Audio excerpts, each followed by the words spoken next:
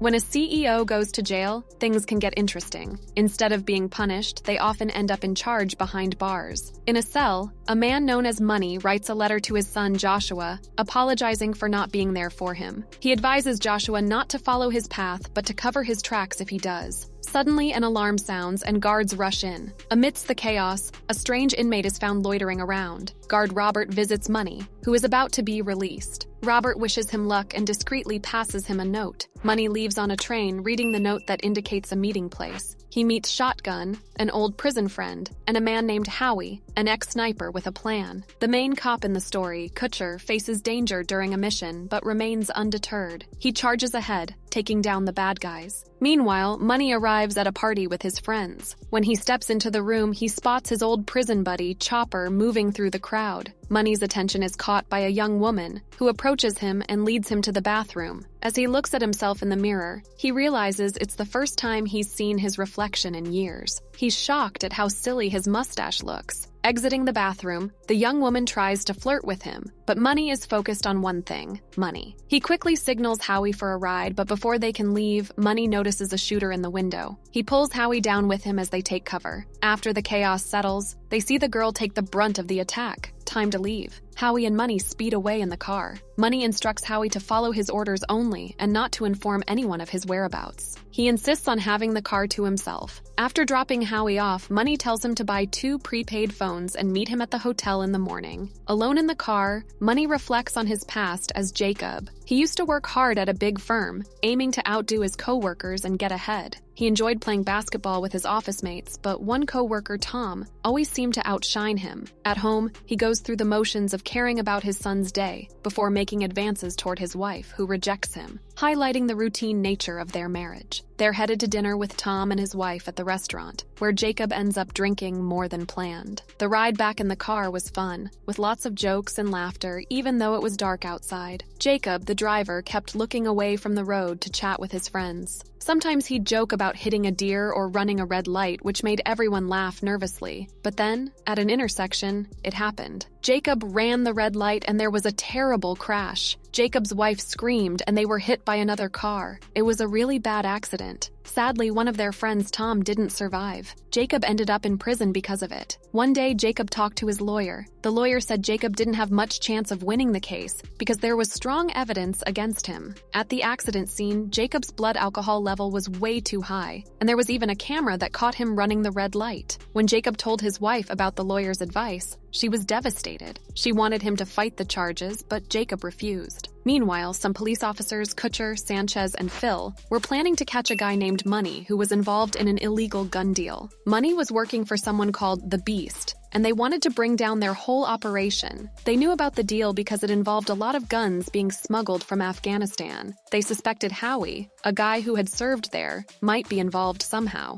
The next morning, Money and Howie went to meet at a flower shop, of all places. Money was surprised by the choice of location, but he soon realized it was no ordinary meeting. His old friend Herman was there, and they talked about the gun deal. Herman explained that he trusted Money to oversee it because of their shared history, which would be revealed more later on. We switch scenes to Money and Howie having breakfast at a diner. Money is excited for his steak and fusses over setting up his table like it's for royalty. Then Howie starts talking about finding a bunch of guns in Afghanistan and keeping it a secret. He brought them back to the US and hid them at his mom's place. Suddenly, a shotgun shows up and Money is mad because Howie told him where they were. Howie thought it was necessary. Money grabs a knife and heads out with Shotgun. Outside, Shotgun talks about a drive-by shooting and wants Money to stick close for a deal. Money is angry because he thinks it was a targeted attack, and Shotgun shouldn't approach him in public. Money walks away, and Howie follows. Then Money grabs Howie and threatens him with a knife, telling him to follow orders. We flash back to Jacob's first day in prison. His lawyer told him not to show weakness. When he sees a scared man in the prison room,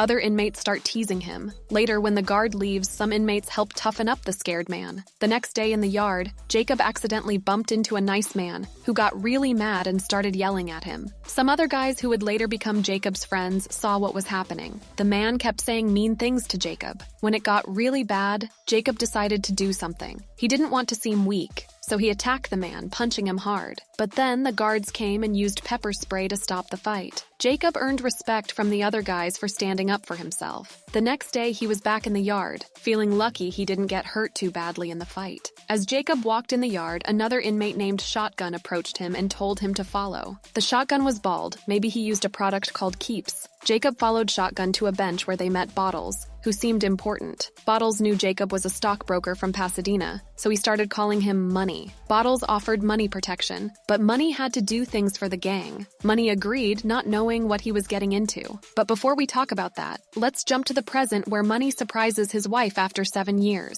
She didn't expect him to have a mustache or the surprise he had for her at a restaurant. He gave her details to a checking account with $175,000 in it. She was shocked and tried to give it back, saying she didn't want gang money. But Money insisted it was clean and he couldn't give it to her until now. We go back to Money's first job. It seemed simple, but for someone who'd never been in jail before, it was a big deal. He got a small balloon hidden under a bowl of noodles, and Shotgun told him to hide it, well, in a place that's not usual. Money didn't want to at first, but Shotgun said it had to be done or else. So, Money did it, making sure nobody saw. Later, he passed it to someone else without a hitch. Bottles joked about Money's hiding skills. Now the boys meet behind a club, away from the noise. The deal is set for tomorrow night, but they'll know where just an hour before. Shotgun seems frustrated, which Money notices. When asked, Shotgun brushes it off, but his eyes say otherwise. During the talk, the Shotgun's body language gives away his unease. Money takes note. Afterward, he tails the Shotgun and sees him giving away all the details to Officer Kutcher. This triggers a flashback of Money's first encounter with a snitch. He had to confront the person. The next day, Money confronts Shotgun about being a snitch. Shotgun tries to deny it, but Money knows the truth.